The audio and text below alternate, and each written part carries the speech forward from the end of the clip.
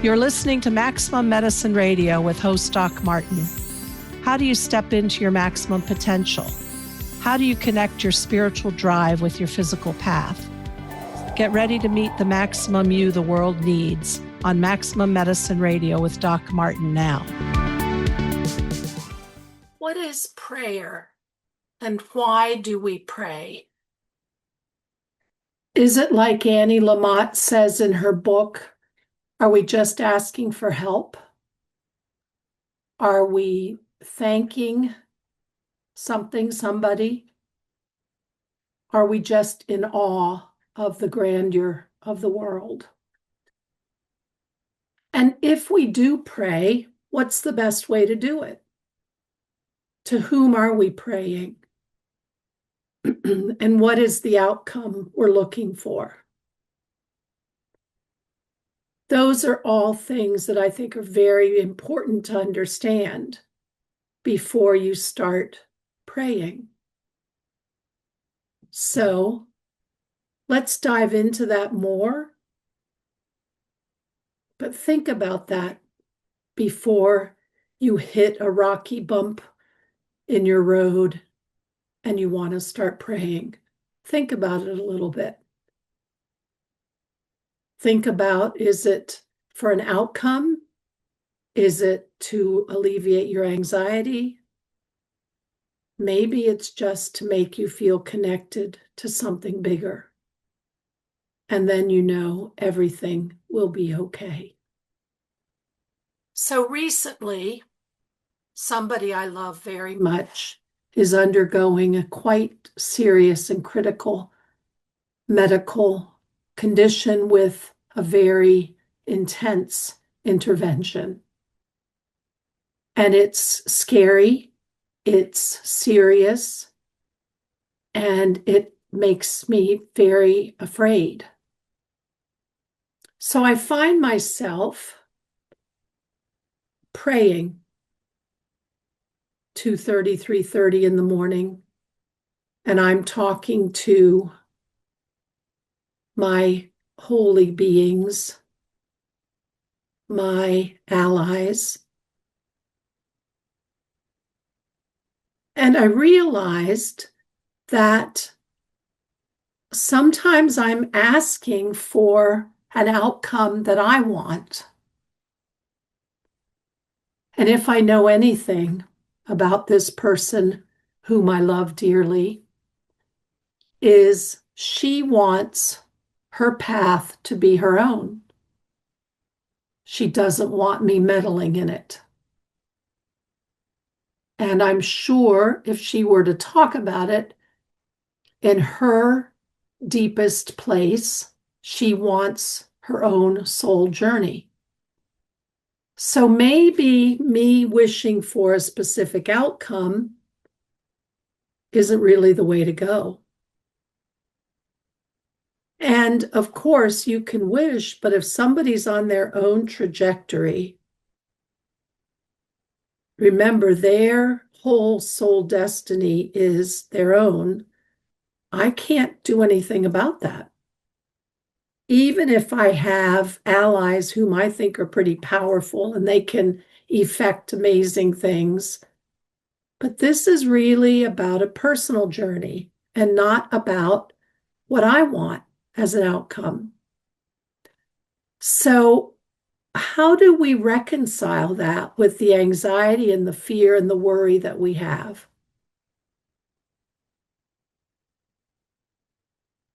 Let's break it down a little bit.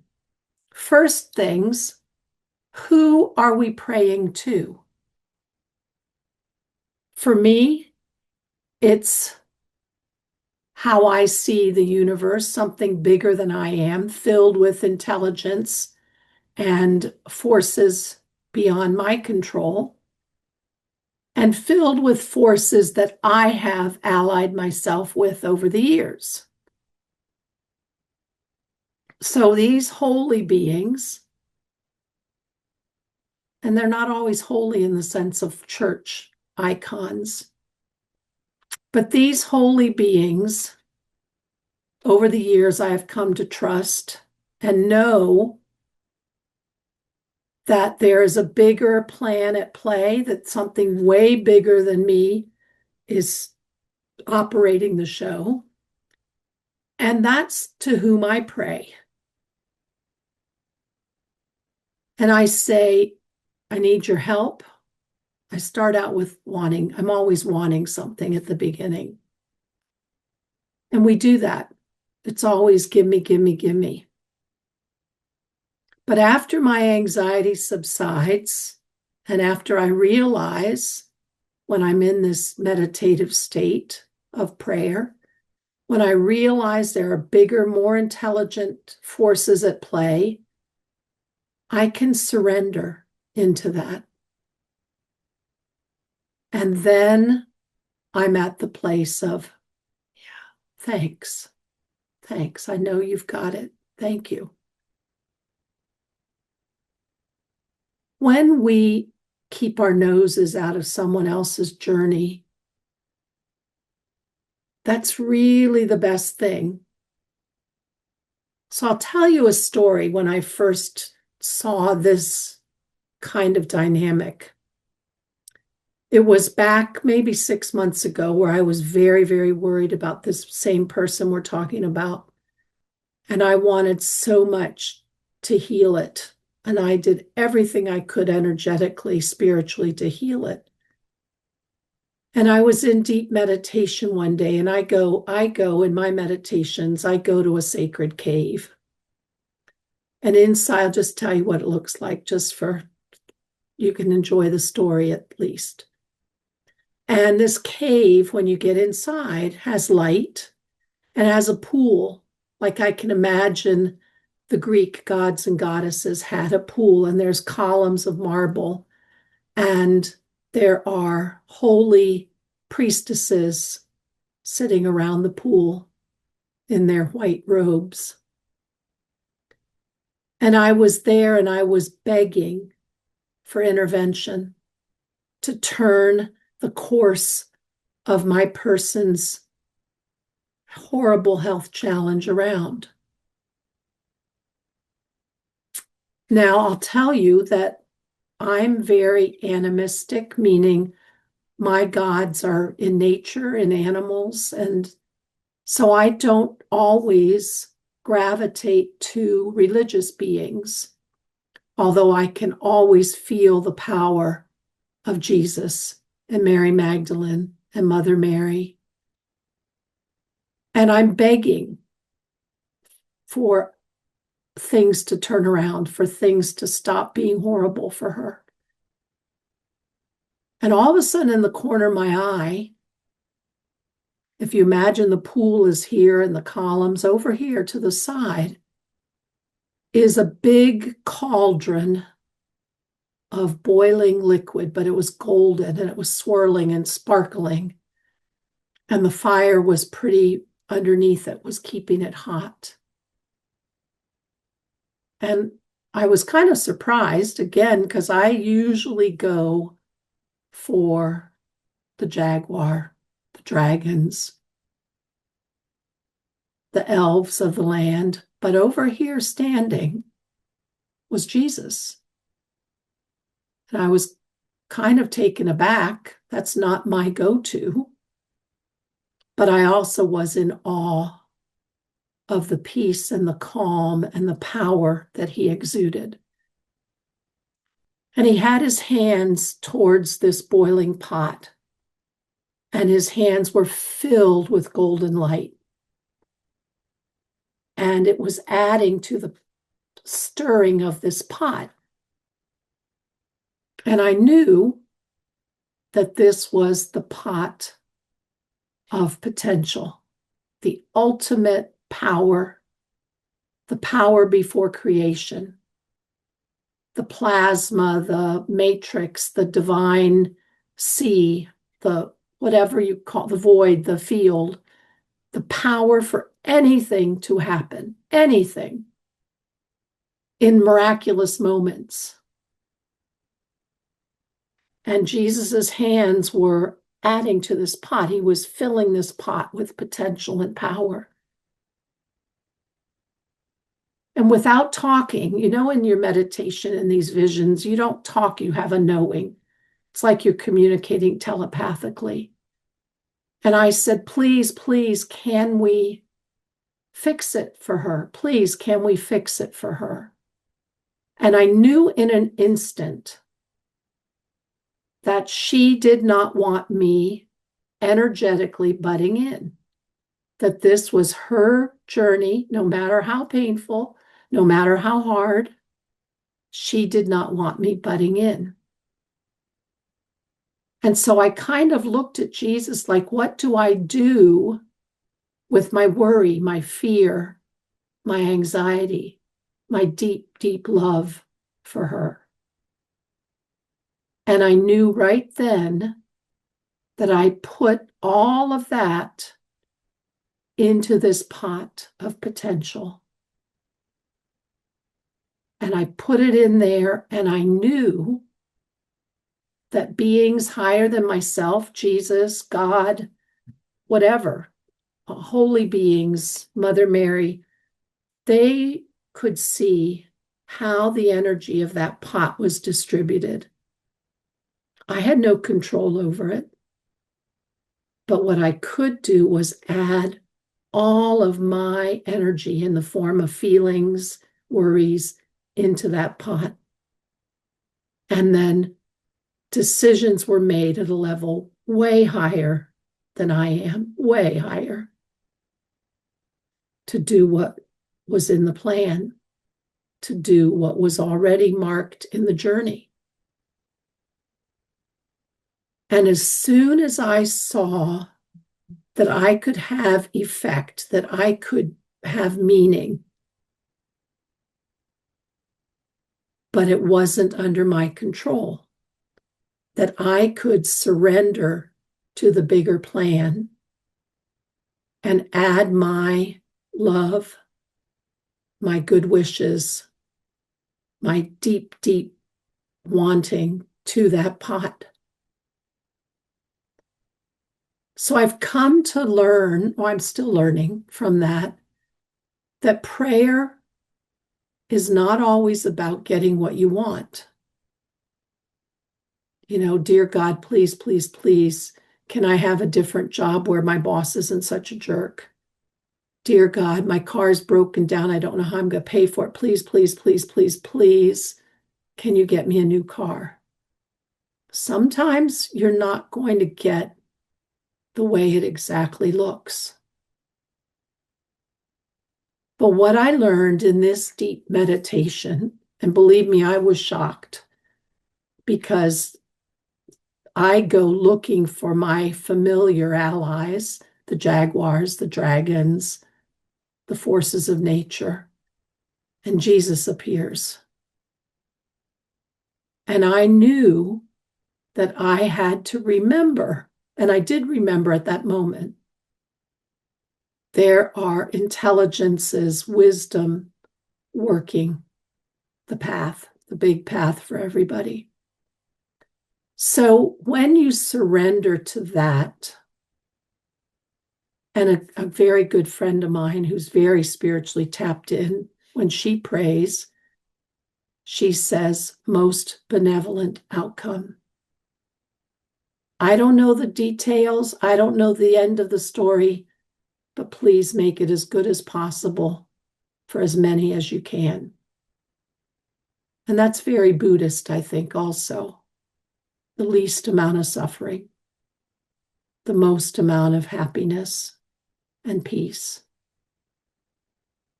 So when you pray, there's a physical thing that happens. So let's break it down into the different stages so you can be aware.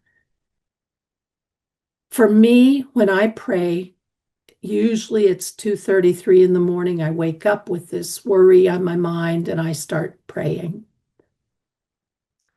But when I get to a certain place where I have surrendered to the power of the beings, the wisdom, the intelligence that I know is in charge, something physical happens. My anxiety goes away. And I am sitting with my consciousness in unity with the bigger forces, with the big map of destinies. And when you are physically feel that relief, that connection, for me, I think you know you're in the right place. You're at the right spot. Excuse me. And I think that's why sacred spaces are so powerful. I'll digress a little. The energetic imprints that people leave behind for thousands of years at a sacred place adds to your energetic configuration. And it's sort of like the chemtrails have marked the pathway, have marked the journey. The lamps are lit, and you find your way faster. But at 2:30 or 3 in the morning, you're not likely in a sacred place or not a special geographic sacred place. But if you can feel that physical relief and you've entered surrendering, that's a good place. So then again, emotionally, you will feel, I believe, that relief.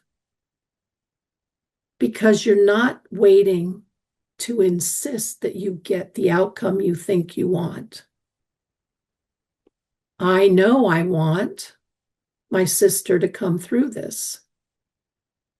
I want that very, very badly. But that's her journey. It's not for me to decide. It may not turn out the way I want. And it may be even grander and better than I had thought it could be.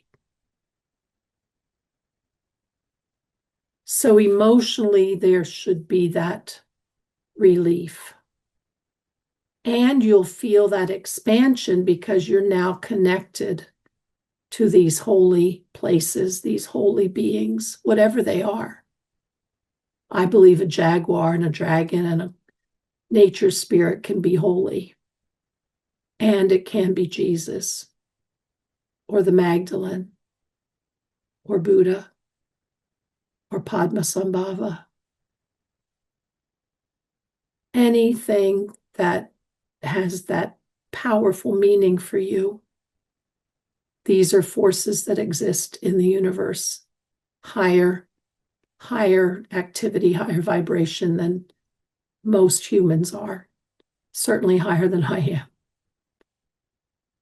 And then spiritually, you reach a place of that unity consciousness, and you are allowing yourself to flow with whatever current these beings and forces have determined. And you're not fighting it. You're not trying to swim upstream. You're not paddling your canoe against the rapids. And that's a peaceful place. That outcome that we think that we want, for me, I've tried to change it to, I want the outcome of a relief, of a connection, so I know that I am watching or stepping into the stream, the current of what's happening energetically, and I am allowing it. And I can add my power to the boiling cauldron of possibility.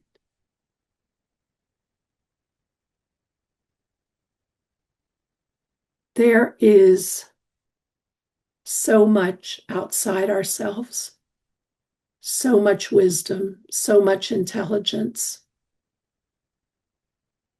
And when the human world looks troublesome and rocky and filled with hardship,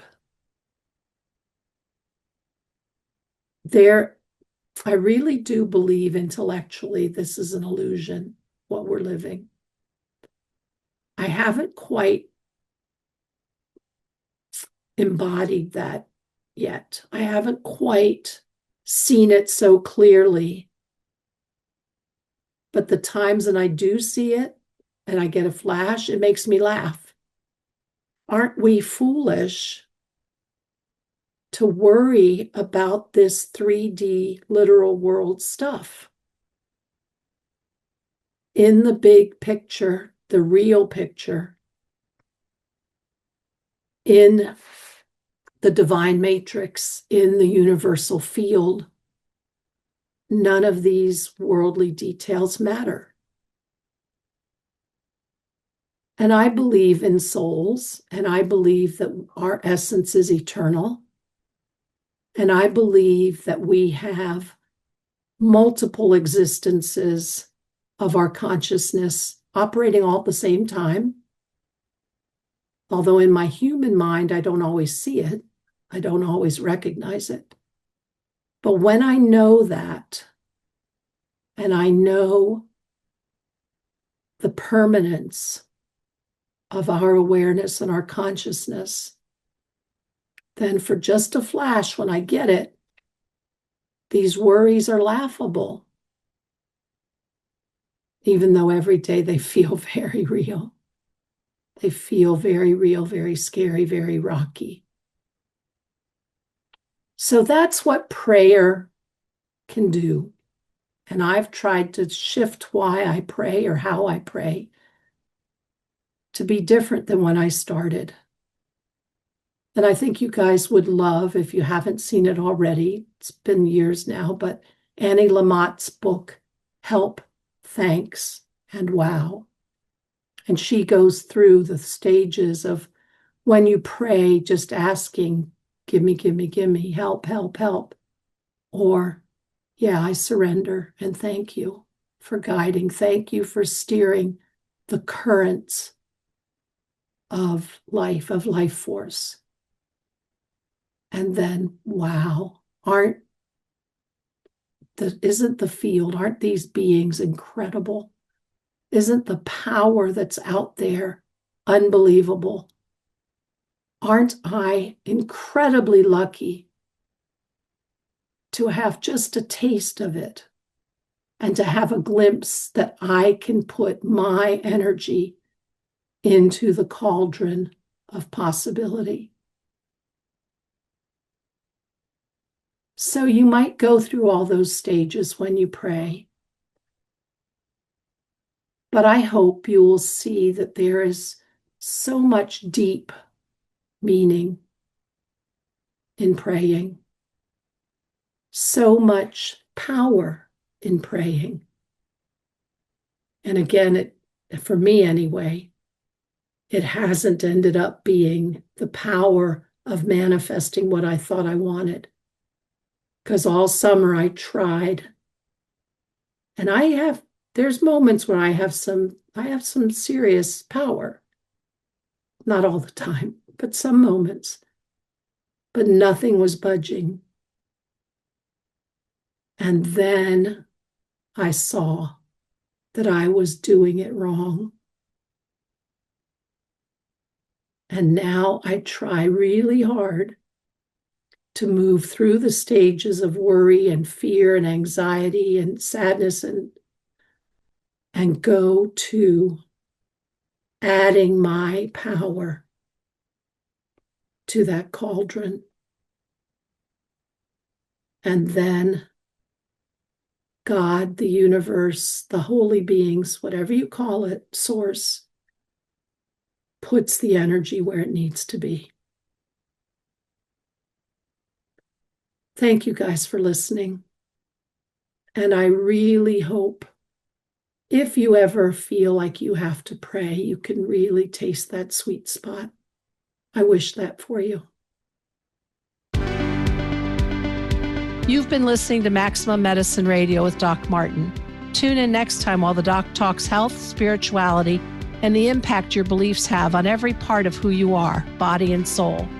Doc Martin unpacks the challenges we face as human beings. To learn more about Doc Martin and Maximum Medicine, visit www.sharonmartinmd.com.